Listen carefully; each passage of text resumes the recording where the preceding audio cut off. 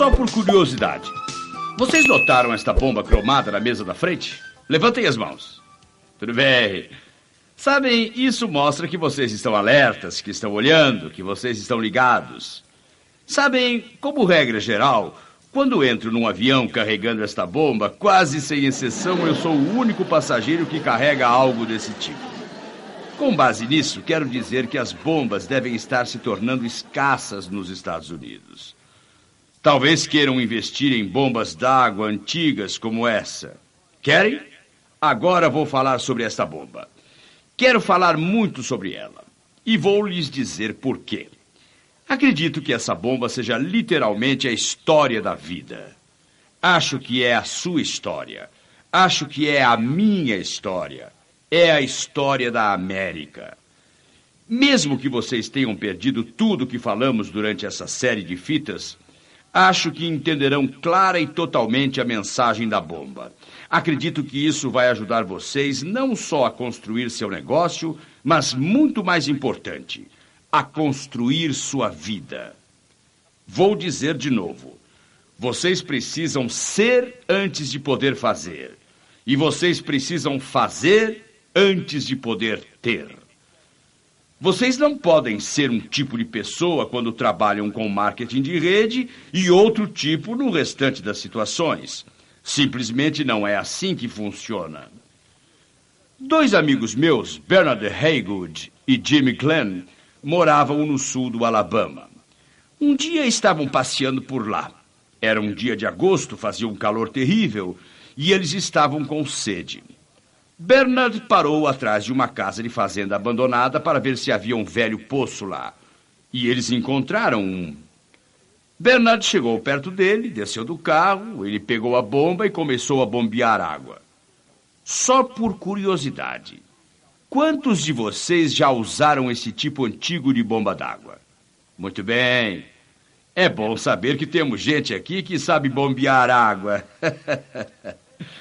Bem, Bernard estava bombeando há alguns minutos e então disse: Jimmy, acho melhor você pegar o balde velho que está ali e ir pegar água no rio. Teremos que dar partida na bomba. Quantos de vocês sabem o que quero dizer com dar partida na bomba? Bem, para os que não entendem sobre bombas d'água, vou explicar. Dar partida na bomba significa que é preciso pôr água no topo dela antes que saia a água da torneira. É assim que funciona. O problema é que muitas pessoas no jogo da vida, elas simplesmente ficam paradas na frente da lareira e dizem: bem, lareira, se você me der algum calor, eu lhe dou lenha. Como sabem, muitas vezes o funcionário vai falar com o chefe e diz: preciso de uma promoção. Ah, eu sei que meu desempenho não é muito bom, muitas vezes eu chego atrasado e, sabe, não presto atenção em algumas coisas, mas o que eu preciso? Eu preciso ser o supervisor. Você me coloca como supervisor e verá que meu trabalho será muito melhor. Eles estão dizendo: me dê uma recompensa que então meu desempenho aumentará. Não é assim que funciona. Já imaginaram um estudante dizer para a professora: professora, se eu repetir esse bimestre, minha mãe vai acabar comigo. A senhora me dá uma nota boa desta vez e eu lhe garanto que no próximo bimestre vou estudar mais que todo mundo. Eu prometo isso. A senhora me recompensa agora e então eu mostro o trabalho. Não é assim que funciona, meus amigos. Primeiro vocês mostram o trabalho, depois vem a recompensa. Se não fosse assim, imaginem só o velho camponês na frente de seu campo dizendo: meu Deus, eu sei que não plantei nada este ano, mas se eu tiver uma boa colheita, prometo que no ano que vem eu vou plantar mais que todo mundo. Não é assim que se faz. Primeiro você dá de si e depois espera obter algo. Bem, fazia calor. Era agosto. E nessa época faz um calor horrível no sul do Alabama. Bernard tentava tirar água do poço. Finalmente ele disse: Jimmy, acho que aqui não tem água. Jimmy respondeu: ah, Bernard, deve ter sim. Você sabe que no sul do Alabama os poços são fundos. E isso é bom, porque quanto mais fundo o poço, mais fresca, limpa, doce, pura e gostosa fica a água. E não é assim, muitas vezes, em suas vidas e em seus negócios? Às vezes, aquele candidato que assina de primeira, sem pensar, começa e logo larga. Ele nunca aparece para uma reunião. Não é verdade que muitas vezes uma pessoa que é detalhista, que investiga, explora, raciocina, que quer ser convencida, e vejam bem, vocês realmente precisam trabalhar para convencê-la. Não é verdade que essa pessoa está tomando uma decisão lógica e bem pensada que requer muita persistência? Mas não é verdade que essa pessoa invariavelmente acaba sendo quem trabalha melhor? Porque quando pessoas assim se convencem, ficam totalmente convencidas e não guardam nada para si. Elas dão tudo o que têm. É disso que estou falando. Bernard queria tomar um pouco d'água. Quero dizer, fazia calor e ele estava com sede. Mas a questão é, quanto vocês querem bombear por um copo d'água? Finalmente, ele levantou os braços e disse, Jimmy, aqui não tem água. Jimmy respondeu, Bernard, não pare, não pare. Se você parar, a água vai voltar para o fundo e nós vamos ter que começar tudo de novo. E a vida não é assim também? Não é verdade que muito trabalho bem feito é perdido porque alguém não trabalhou só um pouco a mais, amigos? Mas também não é verdade que se bombearmos o tempo necessário, com a força necessária e com o entusiasmo necessário, invariavelmente a recompensa se seguirá ao esforço? Vocês notaram que depois que a água começa a fluir, tudo fica mais fácil. Só é preciso um pouco de pressão e virá mais água do que o necessário. Vocês já notaram que quando as coisas vão mal, elas tendem a piorar? E que quando elas vão bem, elas tendem a melhorar? E não tem nada a ver com o que está acontecendo lá fora. Tem tudo a ver com o que está acontecendo no seu interior. E uma coisa, se estiver indo bem dentro de sua mente, vocês continuarão bombeando até que os resultados apareçam. Vocês sabem qual é o problema de muita gente? Eles podem entrar no negócio e dizer, bem, sabe, Você sabe, eu vou trabalhar bem pouco. Quero dizer, se você não arriscar nada, nada ganhará. Vocês sabem, se começarem um negócio insignificante, terão um negócio insignificante. Terão que trabalhar de maneira insignificante durante toda a vida para chegar a algo. Quando entram num negócio com toda a força, depois que começa a fluir, coisas maravilhosas irão acontecer. Sabem o que gosto nessa história? Eu gosto dessa história porque nada tem a ver com idade ou educação. Nada tem a ver se você é branco ou preto. Nada tem a ver com o fato de a gente ser homem ou mulher. Nada tem a ver com o fato da gente ser solteiro ou casado. Nada tem a ver com o fato da gente ser extrovertido ou introvertido. Uma educação brilhante também não faz diferença alguma. Ele tem tudo a ver com o nosso direito que recebemos de Deus, de ser pessoas livres e trabalhar tanto quanto quisermos, com o entusiasmo que queremos, com um sentido de direção certo na vida. E quando fazemos isso, nosso trabalho trará recompensas. Completando esta série, vou fazer uma coisa que talvez surpreenda vocês. Em particular, decidi terminar a série com essa história específica. Eu vou lhes contar a minha história. E o motivo para isso é que eu acredito que a minha história, em muitos pontos, é a sua história. Preciso confessar, existem coisas que nunca fiz na vida. Sou uma dessas pessoas com sorte. Nunca perdi minha mulher ou um filho devido à morte ou divórcio. Posso olhar para vocês e dizer que sei como se sentem, mas não existe maneira de eu saber exatamente como se sentem, porque não tenho como medir o amor que sentiam por essa pessoa. Posso tentar e realmente sinto o máximo de empatia por sua situação. Só não sou capaz de sentir totalmente o seu sentimento. Nunca tive qualquer distúrbio físico ou emocional, nunca mesmo. Sempre fui abençoado com boa saúde. Sempre fui abençoado com emoções estáveis e uma mente estável. Posso olhar para vocês e dizer: sei como se sentem por causa dos problemas que tiveram. Sei exatamente como vocês se sentem. Posso dizer isso, mas na verdade é impossível. Eu posso tentar. Trabalhei com muita gente que teve esses problemas e tento entender o que passa pelas suas cabeças, mas simplesmente não se pode sentir esses sentimentos. Muitas vezes alguém me diz: nunca alguém olhou para mim e disse: eu te amo. Eu não posso imaginar como seria nunca ser amado. Eu fui amado durante toda a minha vida. Embora eu seja um de 12 filhos, sempre fui muito amado. Meu pai faleceu quando eu tinha 5 anos de idade. Minha mãe tinha enormes responsabilidades, mas uma capacidade enorme de dar amor. Meus irmãos mais velhos me amavam e fizeram sacrifícios para que eu pudesse ter coisas que eles não tiveram. Tenho uma esposa linda que me ama muito. Meus filhos me amam. E isso pode parecer inacreditável, mas meus 3 genros e minha nora me amam como eu os amo. Durante toda a minha vida fui rodeado de amor. Eu não consigo imaginar como seria não ter um amor desse tipo de pelo menos uma pessoa. Mas há pessoas que nunca tiveram esse amor. Acho que esse é um dos motivos para algumas pessoas se relacionarem tanto com o negócio, porque aqui temos uma grande quantidade de amor, suficiente para todos. Vocês podem trazer outros para o círculo e lhes dar algo que nunca tiveram antes. Mas posso lhes contar coisas que me aconteceram.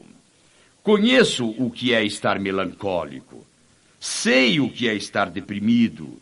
Sei o que é não ter nenhum sentido de direção na vida e pouca esperança. Sei o que é estar totalmente sem dinheiro e realmente não saber de onde tirar a comida do dia seguinte. Sei o que é estar isolado, centenas de quilômetros longe dos amigos e da família. Conheço todos esses sentimentos. Sei o que é estar morrendo de medo de bater em uma porta, mesmo que isso fosse a coisa mais segura a fazer. Sei o que é hesitar em trazer alguém ao negócio e compartilhar com essa pessoa, porque eu tinha me rejeitado de tal maneira que sabia que todos iriam me rejeitar também. Conheço esses sentimentos e esse é o motivo para eu contar minha história. Porque, sabem, muita gente me observa e percebe que uso muito poucas anotações quando falo. Eu nunca uso anotações, a menos que seja para gravar fitas. Eu só fico lá parado e parece que tudo flui para fora, como se fosse fácil e natural. E de vez em quando é até divertido ouvir as pessoas comentarem que sou um orador muito natural. Quando penso nas horas que passei aprendendo o que faço, realmente percebo que isso não é um talento natural. Deus me deu a base. Ele deu a vocês uma base. Agora vocês precisam construir sobre essa base. Em Yazoo City, lembro-me bem, eu era como meus irmãos e fazia muitas coisas enquanto ainda era pequeno. Nós usávamos o fogão a lenha e eu também tinha que carregar lenha, mesmo sendo capaz de carregar somente 1 ou 2 pedaços. Antes dos 8 anos de idade, eu já ordenhava vacas. Sei que aqui temos muita gente da cidade e quero contar a vocês uma coisa sobre vacas, só como conhecimento geral. Elas não dão leite. Vocês não sabem o que fazer com essa informação, mas ela está disponível. Só quero que saibam que é preciso lutar por cada gota de leite. Fui trabalhar numa mercearia quando ainda não tinha completado 10 anos. Foi antes de eu entrar na 5ª série. Comecei a trabalhar no sábado. Eu era o contador da mercearia. Não estou tentando impressionar vocês com o título. Eu simplesmente contava as pessoas que entravam na mercearia enquanto varria. Quero dizer, eu não fazia parte da gerência. Trabalhei todas as tardes depois da aula e aos sábados, até me formar na escola secundária. Fazia as entregas do jornal de Yazoo City às terças e às sextas-feiras e fazia cobranças uma noite por semana. Trabalhei toda a minha vida.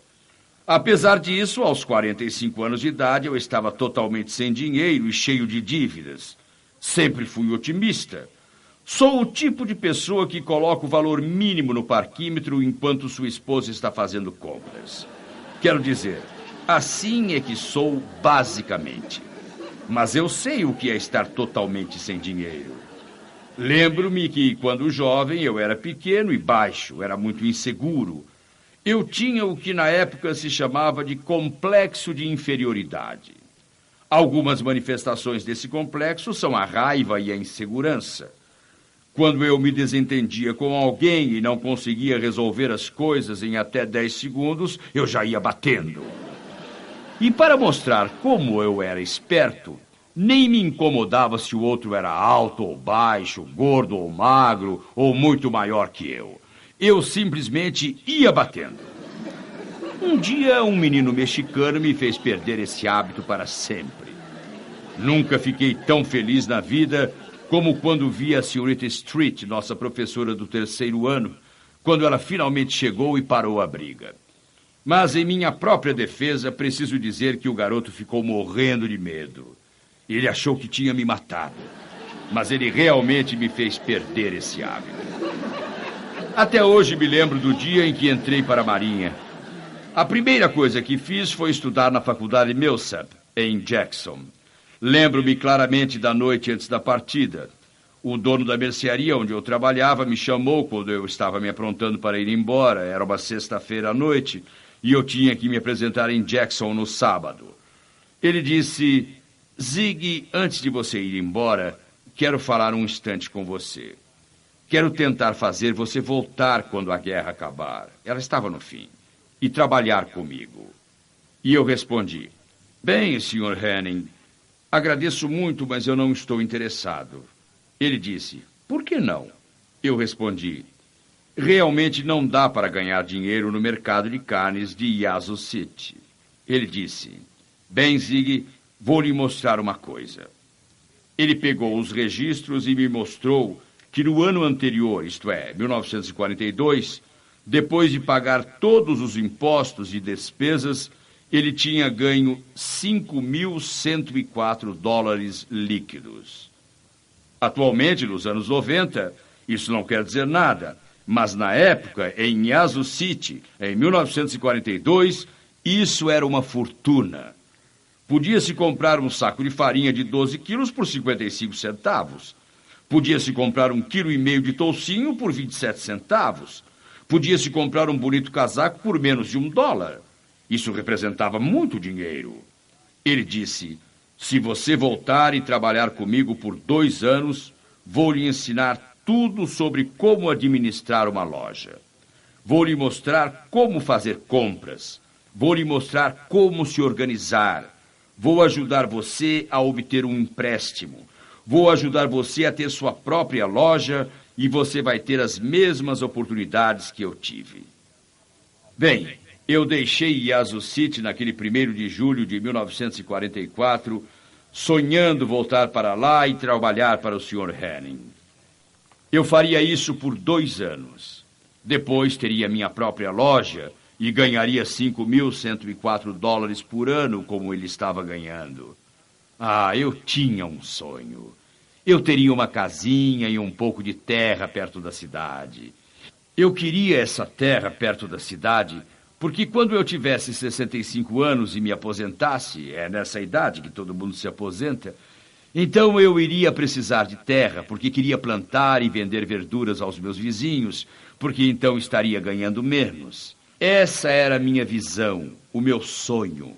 Era o sonho de um menino de uma pequena cidade que nunca pensou em viver na favela, mas nunca pensou que teria dinheiro suficiente para comprar um segundo terno ou alguma coisa boa. Quando criança, também sonhava com o Sr. Fred Shirley, o carteiro, que vivia mais adiante na rua. Sonhava que ele me venderia seu Chevrolet Coupé, que trocava todos os anos. Naquela época, a gente sempre tinha 2 semanas de férias. Eu pegaria aquele carrinho e iria até onde pudesse chegar no final da primeira semana e voltaria durante a segunda semana. Esses eram meus sonhos. Como sabem, existe uma maneira de sentir os sonhos, sejam eles pequenos ou grandes. como já disse no início desta fita. Mas eu entrei na Marinha, entrei num ambiente em que trabalhava, estudava e me relacionava com os rapazes mais inteligentes deste país. Mesmo naquela época, só 5% dos que tentavam entrar para a Marinha eram aceitos. Eu realmente fazia parte da elite. E o grande evento da minha vida ocorreu em 15 de setembro de 1944, às 9h06 da noite, quando entrei na sala da Associação Cristã de Moços de Jackson, Mississippi. Lá encontrei uma coisa linda. A Ruiva. Ela estava usando um lindo vestido verde. Cheguei até ela e, com muita originalidade, disse: "Oi?" Com uma originalidade igual à minha, ela respondeu: "Oi." E foi aí que tudo começou. Eu ia mal na escola, não conseguia manter o ritmo, mas depois de conhecer a Ruiva, eu quis continuar naquela escola. Ela teve uma influência enorme sobre mim. Quando saí da Marinha, em 30 de junho de 1946, voltei para Jackson. Eu tinha sido transferido para a Universidade da Carolina do Sul e planejava voltar. A Ruiva e eu começamos a namorar firme nesse momento e marcamos a data do casamento.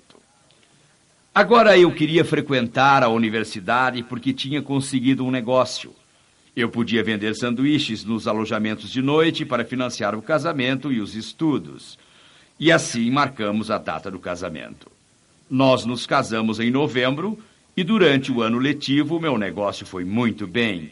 Eu ganhava $100 por semana e em 1946 isso era muito dinheiro. Mas com o verão passamos a ter problemas. Primeiro, não havia muitos alunos. Segundo, os alojamentos não tinham ar-condicionado. O pessoal saía à noite para comprar seus sanduíches e refrigerantes e todo o resto que eu costumava vender. Terceiro, eles só frequentavam a escola 4 dias por semana, então não me restavam muitos dias para trabalhar. Cheguei a não ganhar nenhum centavo. A Ruiva viu um anúncio no jornal procurando um vendedor que quisesse ganhar $10.000 por ano. Achamos ótimo eles procurarem um vendedor que quisesse ganhar $10.000 porque nós realmente queríamos esse dinheiro.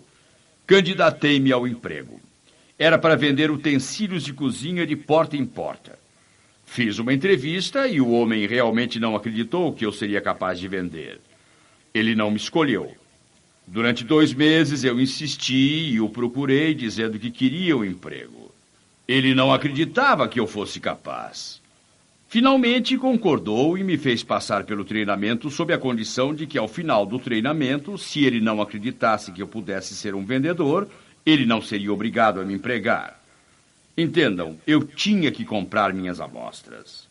Trabalhávamos só na base de comissão. O único investimento que ele tinha que fazer era me treinar para vender. Finalmente o convenci que seria capaz, e nos 2 anos e meio seguintes, tudo o que fiz foi provar que ele tinha razão.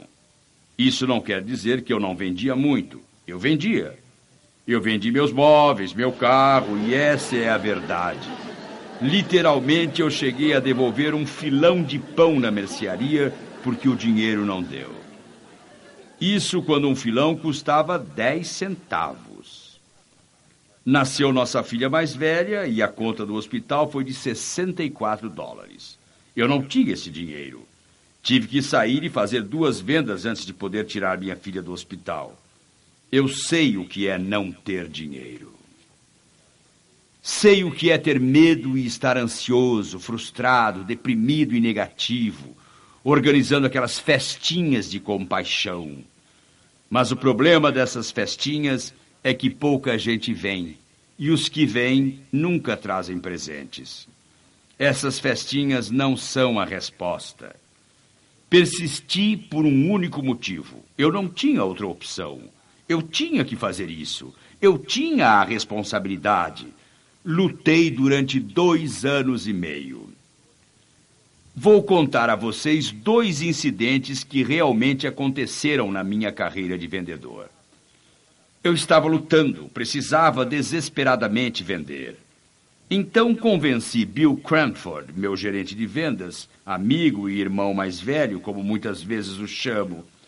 Dedico os segredos de como fechar uma venda ao Bill. Convenci Bill a ir comigo. Quando a visita terminou, eu perguntei ao Bill, e aí, o que acha? Ele disse, bem, Zig, o que é que você está vendendo?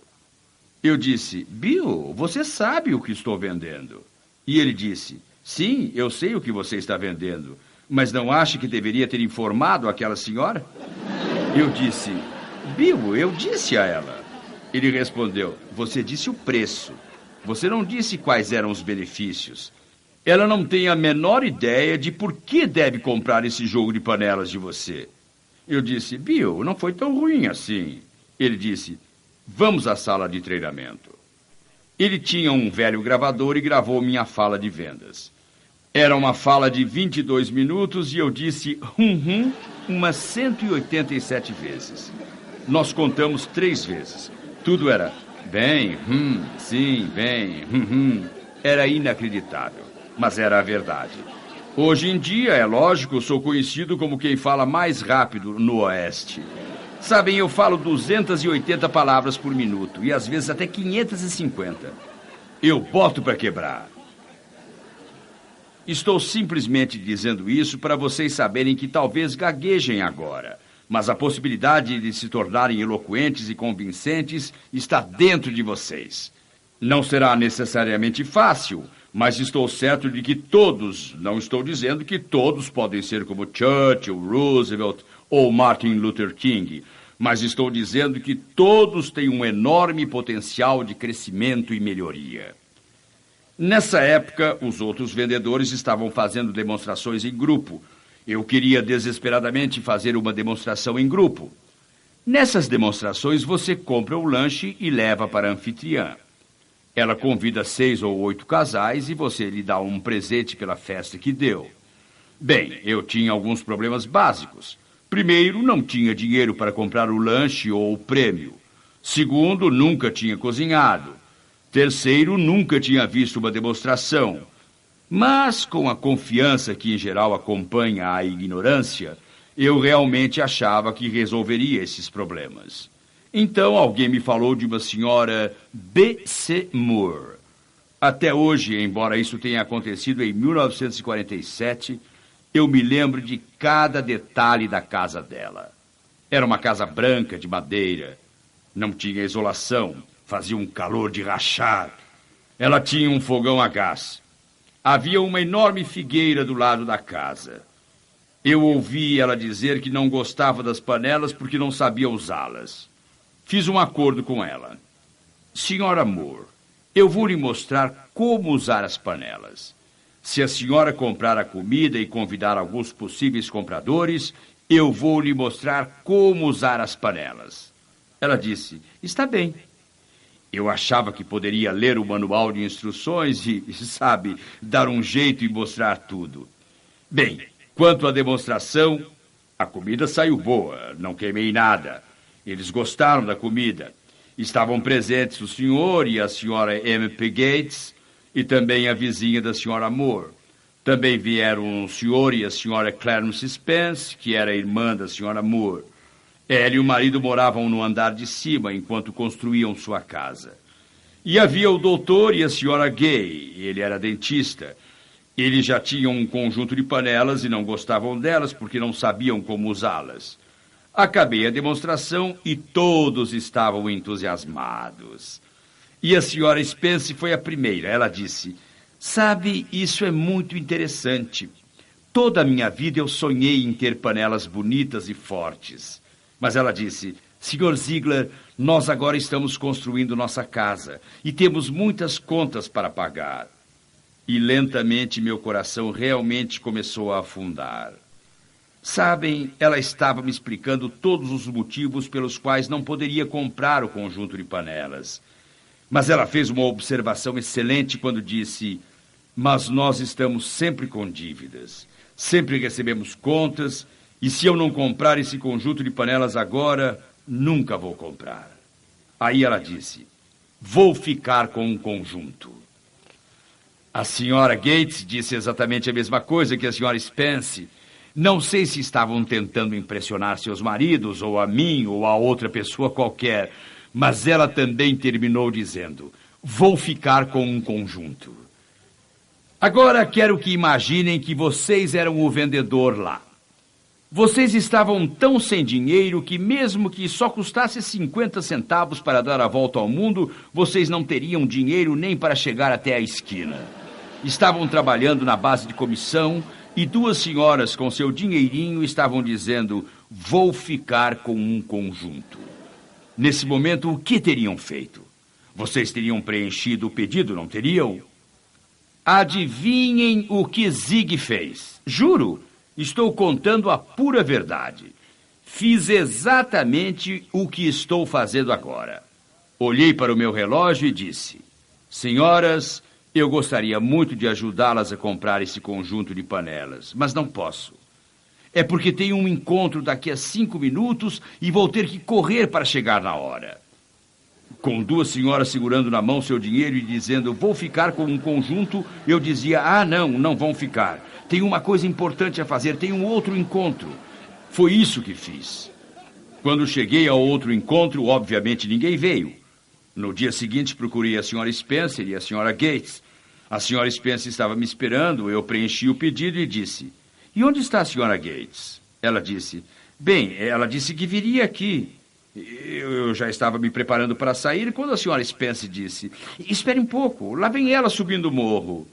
E a senhora Gates vinha correndo morro acima. Ela chegou ofegante e disse: pensei que até eu chegar o senhor já tivesse ido embora. Bem, e o que quero saber agora? Estou apenas mostrando que a ineficiência pode ser superada.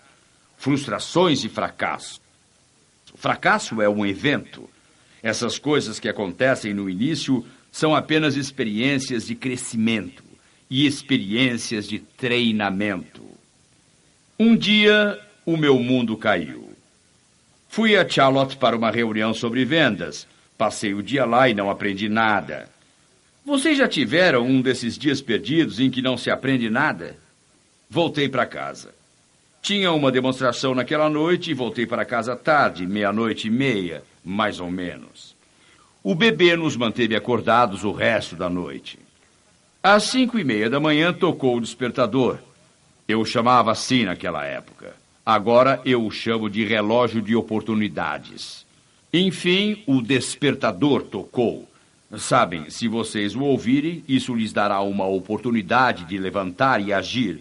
Se vocês não conseguirem ouvir, isso pode significar que não vão levantar e agir. E dependendo do que acreditarem, isso pode ser muito ruim. 5:30, o relógio de oportunidades tocou. Por força do hábito, saí da cama. Olhei pela janela e o tempo estava horrível. Eu tinha um pequeno Crossley, um carro sem aquecedor. Fiz o que qualquer pessoa inteligente faria. Voltei para a cama. Mas lá deitado, ouvi as palavras da minha mãe. Desde pequeno, ela havia me ensinado: filho, se você resolve fazer uma coisa, faça. Se você não puder se dedicar totalmente, saia dela. Pois você não estaria sendo justo com o seu chefe, com você mesmo. Não daria certo. Dedique-se totalmente. E através dos anos ela tinha me ensinado centenas de ditados, sabem, como diga sempre a verdade, custe o que custar, quem se esconde tem algo a esconder. Quando eu entrei no negócio de vender panelas, eu tinha dito: eu estarei presente em todas as sessões, participarei de todas as reuniões de vendas. Em 2 anos e meio eu nunca tinha faltado a nenhuma, como também nunca tinha chegado atrasado. Saí da cama e fiz aquela viagem gelada para Charlotte e lá fiquei conhecendo o Sr. P.C. Merrill. O Sr. Merrill mudou minha vida. Ele não me ensinou nada durante a sessão de treinamento, mas depois dela ter acabado, ele me chamou de lado e disse: Zig, estive observando você nos últimos 2 anos e meio. Nunca vi um desperdício tão grande. Bem, isso realmente assusta. Eu disse: o que quer dizer, Sr. Merrill? Ele respondeu: estou absolutamente convencido de que você poderia ser um dos grandes. Acho que poderia ser um campeão nacional nesse negócio. Acho que você poderá chegar ao topo. É só reconhecer sua habilidade, organizar-se e trabalhar em horário regular. Bem, como sabem, eu sou o cara da cidade pequena que vai lutar a vida inteira. E este homem está me dizendo, você pode ser um dos grandes. Pensei nisso muitas vezes desde então. Imaginem se o Sr. Merrill fosse o tipo de homem errado. Imaginem se eu tivesse achado que ele queria me enganar para que eu vendesse mais panelas e ele levasse o crédito. Mas o Sr. Merrill era um homem totalmente íntegro. Ele era o meu herói. Nós copiamos muito de outros em nossa vida. Ele era o homem que havia elaborado os programas de treinamento. Ele tinha alcançado todos os recordes. Um homem totalmente íntegro cuja opinião eu respeitava muito. Entendam, muita gente chegou muito mais longe do que achava que podia, porque outros acharam que eles podiam. Ele disse, se quiser, um dia você poderá ser um executivo desta empresa. Eu respondi, Sr. Merrill, o senhor acredita mesmo nisso? Ele disse, eu sei que essa é a verdade. Agora, por favor, ouçam o resto do que eu tenho a dizer. Eu estava nesse negócio há 2 anos e meio. Meu amigo Bill Cranford tinha me preparado para ser vendedor. Eu sabia como encontrar possíveis compradores. Eu sabia como lidar com as objeções. Eu sabia fazer as demonstrações. Eu sabia como fechar vendas. Eu sabia como fazer isso tudo. O vendedor estava pronto. Saibam, no entanto, que o homem não estava pronto até que chegou o Sr. Merrill. É por esse motivo que o objetivo de toda esta série é de, direta ou indiretamente, ajudar vocês a mudar a visão, dar-lhes um sentido de direção, fazer com que vocês, o ser humano, fiquem prontos para o negócio. O Sr. Merrill disse, você pode ser um dos grandes. E eu, pura e simplesmente, acreditei nele. Havia 3 casais na demonstração daquela noite. Eles não tiveram nenhuma chance. Se tivessem sido inteligentes, teriam dito, Zig, sabemos que você será o vendedor número 1 dos Estados Unidos este ano. Não perca tempo com demonstração de vendas, dê-nos a comida e nós vamos comprar. Naquela noite, vendi aos 3. Terminei sendo o número 2 do país naquele ano, entre 7.000 vendedores. Troquei o Crosley por um bom carro. Tive a melhor promoção que existia na empresa. No ano seguinte, fui o funcionário da empresa que ganhou mais nos Estados Unidos.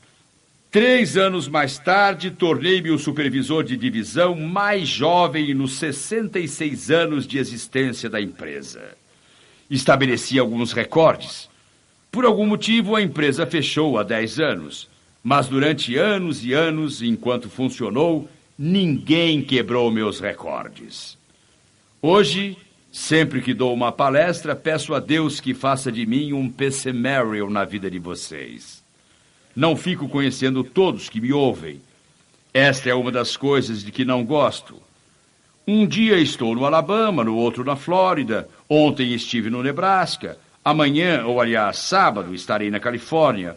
E a história continua. Vejo muita gente. Muitas vezes fico imaginando como seria se eu pudesse passar um pouco de tempo com cada pessoa que me ouve falar, ou ouve uma de minhas fitas, ou lê um dos meus livros. Como isso não é possível, vamos imaginar que conversamos a sós agora mesmo. Eu lhes diria, vocês foram criados para realizar, foram projetados para o sucesso, foram dotados com as sementes da grandeza. Mais de bilhões de pessoas já viveram no nosso planeta. Nunca houve outro como vocês. Nunca haverá outro igual a vocês. Vocês são únicos, são diferentes. Deus lhes deu diversos dons. Isso foi o que Ele deu a vocês. O seu presente para Ele é usar esses dons da melhor maneira. Oliver Wendell Holmes disse, a grande tragédia de nossa sociedade não é o fato de que desperdiçamos nossos recursos naturais, mas sim o fato de que muita gente vai para o túmulo quando ainda existe música em seu interior. Como sabem, estamos em época de eleições. Logo vamos eleger um presidente. Quando vocês receberem estas fitas, já saberão quem é o novo presidente. Espero que votem. Espero que votem em todas as eleições, tanto regionais como estaduais e federais. É a sua oportunidade de votar. Vocês não terão o direito de se aborrecer e reclamar com o que acontece se nem sequer se envolveram no processo como cidadãos que votam. Mas neste momento, e aos que estão ouvindo esta fita, vou pedir que, a menos que estejam dirigindo seu carro, vou lhes pedir que parem um momento e votem. Esse será o voto mais importante de suas vidas. É mais importante que o seu voto em qualquer eleição presidencial, porque é muito particular. E vou lhes pedir que fechem a cabine de votação. A cabine, é lógico, é sua mente. Fechem as cortinas e entrem na cabine de votação, que é a sua mente. Ao entrarem, vocês olharão em volta e descobrirão que existem muitas alavancas indicando diversas coisas e pessoas em quem se pode votar. Mas uma das alavancas se sobressai. Ela contém o seu nome. Puxem essa alavanca com força, entusiasmo e vigor. Votem em si mesmos. E ao fazê-lo, descobrirão que há muito tempo Deus já votou em vocês. Com esses 2 votos, vocês podem ganhar qualquer eleição ou qualquer torneio em que decidirem participar. Saibam que na aritmética eterna está claro que você, somado a Deus, é igual ao suficiente.